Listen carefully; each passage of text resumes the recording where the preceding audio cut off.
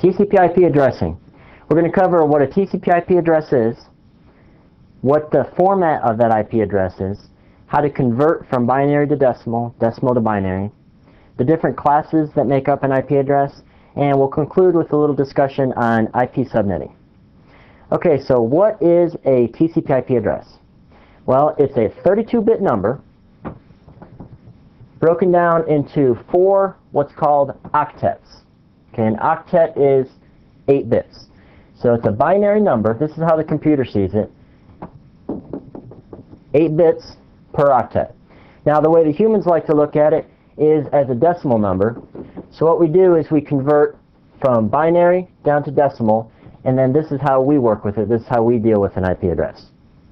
So within each 8-bit number, you can have any number from 0 to 255.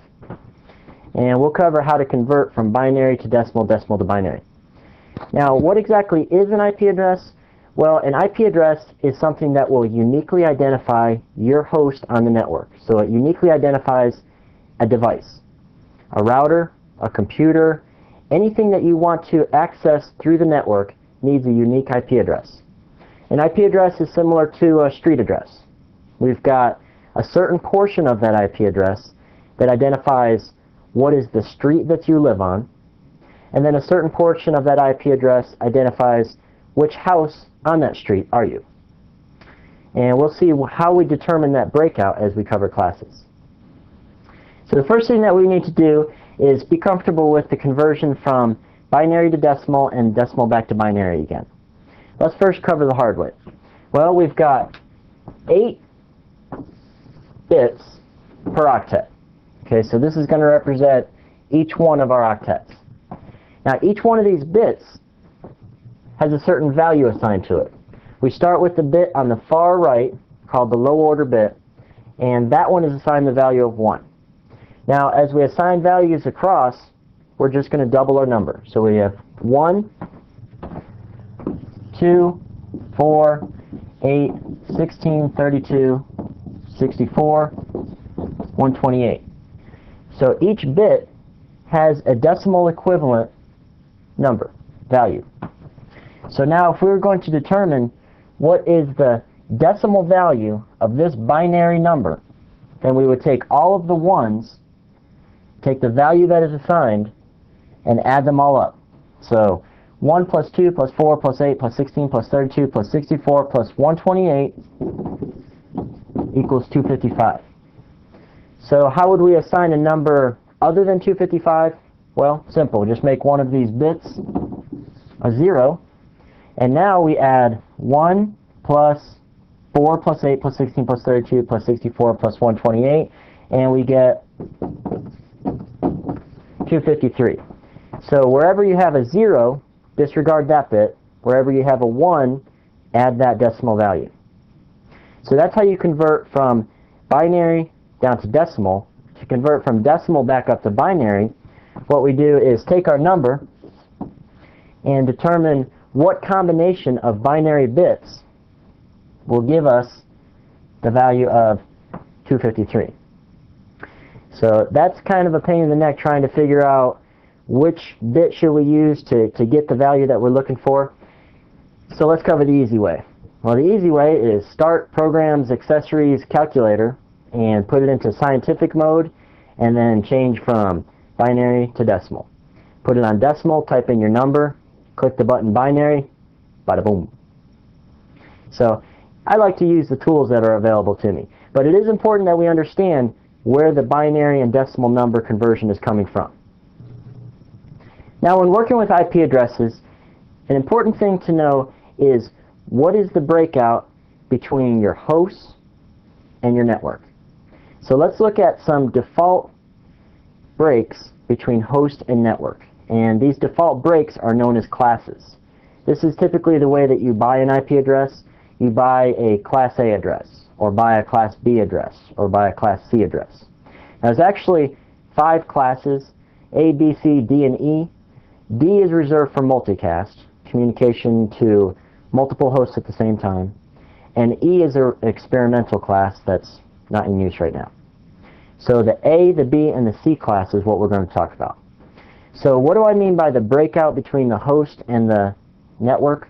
Well, let's take a look at our binary address, binary IP address, and let's say that right here we made a breakout between network and host. Well, a network is everything on one particular side of a router. So we've got router here, router here. The network is that in between. So these hosts will all communicate with each other without going through a router. Whenever they need to communicate with somebody outside of their network, then they have to go through the router. So within one network, you have a nice little cozy environment. It's called a collision domain, where you don't really have to worry about anybody else's traffic except your own, because nobody's coming to you unless they have to get to one of your hosts, because there's a router there that keeps out broadcasts and keeps out traffic that's unnecessary, unwanted. So as far as networks go, you typically want to have a breakout of networks small enough where it's efficient, big enough where you can have enough hosts on that network. So let's say maybe you have 400 users that you want on one network, where you would want 400 hosts per that network. Or maybe you have 30 users. Or maybe you're totally thinking about efficiency of the network, and so maybe you just want 50 users per network segment no matter what. Either way, you need to have a breakout of these are the number of networks that I have to work with. So let's take a look here. If I say that this is my network, these are my hosts, then what I'm saying is I've got this many bits that I can arrange into a number of different network segments, this many bits that I can have hosts on each one of those segments. So I've got not very many network segments, a whole stink load of hosts. Okay, what if I were to make the breakout over here? Well, now I've got a lot of bits that I can dedicate to creating multiple networks, multiple network segments, and I've just got a few bits that I can dedicate to making a number of hosts on that network. So I've got 24 bits to make networks, 8 bits to make hosts per network. So we can see as we move through the spectrum that the Class A address will give you not very many networks, a whole bunch of hosts per network. Class B, pretty good mix between networks and hosts. Class C, a lot of networks, a few hosts per network. Now let's take a look at why these numbers are what they are. Well, when we're determining what class of address we are, the Class A address, the first bit in the first octet, is set to 0. So if that first bit is set to 0, the rest of the combinations give us 127. But 127 is reserved for what's called the loopback address. You can always ping 127.0.0.1, and that will do a ping of your own network interface to verify your own functionality. So the entire 127 range is reserved for that loopback functionality. So the remaining numbers then, 126. So we have 126 possible networks for Class A. For Class B, what we have is the first bit is set to 1, the second bit is set to 0. And so now we have 6 bits that we can create networks with, and the total combination of bits for the 6 bits here, plus, remember that the breakout goes to here for networks, plus those 8, total number of networks that we can have for 14 bits, 16,000. Total number of hosts that we can have for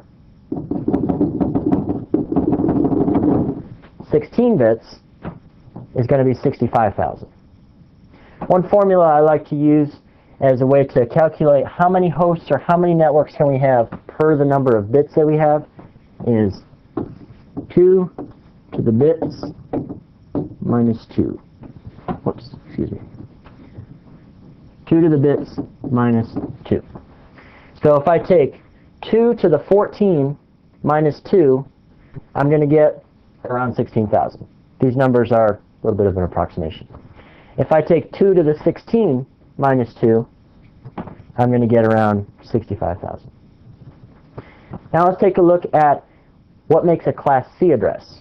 Well, a Class C address, remember, is broken out here. So we've got network, hosts.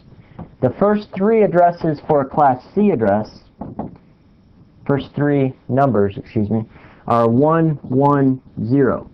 So now we've got 1, 2, 3, 4, 5, plus 8, plus 8. So we've got 21 bits that can be dedicated for creating our number of networks. So 2 to the 21 minus 2 gives us approximately 2 million.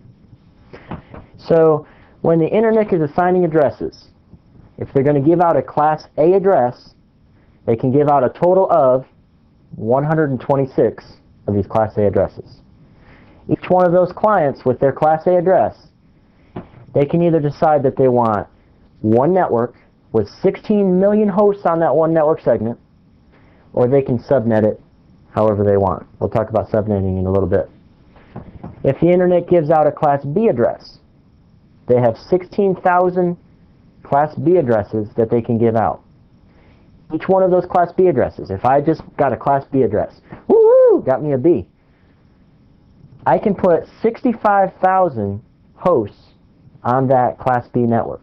So I can have one network, 65,000 hosts, or I can break it out however I want. Subnet it down where I have multiple networks and fewer hosts per network.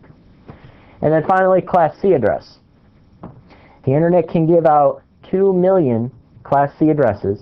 If I get a Class C address, I can have one network with 254 hosts, or I can create multiple networks, and the more networks I create, the fewer hosts I can have per network.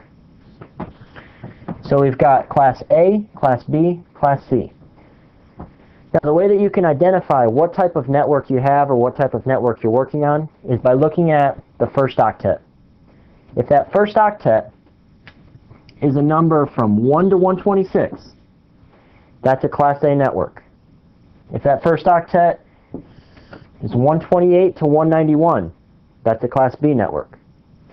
If that first octet has a value of 192 to 223, that's a Class C network. There are 2 networks that are known as internal networks. Now, what I mean by internal network is the Internet will not register these names in the root servers of the Internet. And so there's no way to actually get to an internal network through the public Internet. But you can use these internal networks within your company. Now, the nice thing about this is you can have maybe just one active live IP address that's on maybe your proxy server that also has mail on it. And so you still have surfing and Internet email, but within your company, let's say you have 10,000 users, you can have all the internal network and just do whatever you want within it. You don't have to worry about, are there enough IP addresses for me? Can I get a Class B? None of those issues come into play because all you need is one address at the edge using the internal throughout within. So those internal networks are 10.0.0.0 and 192.168.0.0. Now the way you identify a network when you're talking about a network is by putting a 0 in the last octet. Okay, we talked about class of address. We talked about the fact that an IP address is a binary number. Well, let's say that we have a Class B address, but we don't want 65,000 hosts on our one network segment. We want to separate it up into, let's say, 200 network segments. And we just want a smaller number of hosts per segment so that we can have nice, efficient traffic. Well, what you would do is you would establish a subnet mask. Okay, now by default, I just bought a Class B address. Okay, so I've got a breakout right here between network and hosts. So my default subnet mask, doing nothing, just take it just as it is 255.255.0.0. What a subnet mask does is helps you determine what your breakout between your network and your hosts. Where is that line drawn? Okay, so by default, Class B address, I'm going to mask all of these bits. In other words, I'm going to say all 16 of these bits identify my network, and I'm not going to mask any of these bits. So all 16 of these bits identify my host. Well, what I can do, I bought this. This is set in stone, so these particular first 2 octets, these are mine. I own them. So let's say it's 100.57. There's nothing I can do about that. I can't get more than just the 100.57 unless I go buy more. But I do have play with these 16 bits. I can set these however I want. So let's say that I want to say I don't want my breakout there, I want my breakout right here. Well, what I can do is I can make a subnet mask of 255.255.0, and now what I'm saying is I want to mask all of these bits, and so these are also going to be a part of my network. Now only these 8 are for hosts. Okay, these 16 bits, these are set in stone, these are what I bought. But these 16 bits, remember, I do whatever I want with them. And so I can vary these however I want to make additional networks. So I'll have 100.57.1.1, 100.57.2.1, 100.57.3.1. Every time I vary this number, I've got a new network. So what I've done is I've said, I know I have a Class B address, but what I'm going to do, I'm going to treat it as if it were 254 Class C addresses. So now I can put 254 hosts, but I can have 254 networks. Now, this is just a nice simple scenario of I'm going to mask all the bits, because when we mask all the bits, then as we vary the number by 1, we're on a different network. So .1 is a network, .2 is a network, .3 is a network. Nice and easy to think about. But you don't have to make a mask of 255. You can say, I want my breakout to be right here. Okay, so now instead of saying 254 networks, 254 hosts, what I'm saying is I want 7 bits for the network, 9 bits for the host. So how do we figure out the number of networks and the number of hosts? 2 to the bits minus 2. 2 to the 7 minus 2 is the number of networks that we can have, the number of combinations for those 7 bits. 2 to the 9 minus 2, the number of hosts, the number of combinations for those 9 bits. So I can make the breakout however I want. Just remember, when you buy a Class B, you have that to play with. When you buy a Class C, you have that to play with. When you buy a Class A, you have that. Okay, so in this CBT nugget, we covered what an IP address is, how to convert from binary to decimal, decimal to binary. We covered what an IP subnet mask is, and we also covered the 3 different classes of address. The Class A, Class B, Class C. I hope this has been informative for you, and I'd like to thank you for viewing this CBT Nugget.